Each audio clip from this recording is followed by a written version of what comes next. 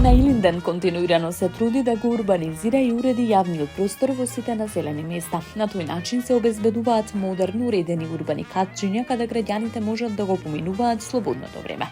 Со таа цел започната и изградба на нов урбан парк со повеќе содржини во населеното место Марино, информираат од општината.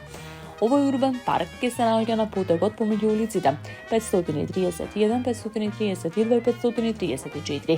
Зафаќа површина од околу 5600 метри квадратни.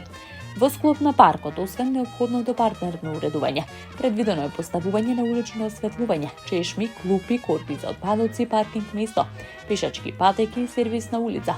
Урбаниот парк ќе содржи зона со зелена површина, отворен плоштад за прошетка и колективни настани, централно поставена фонтана и жардинјери со цвеќиња, како и детско игралиште со реквизити во кое ќе можат да уживаат најмалите жители на општината.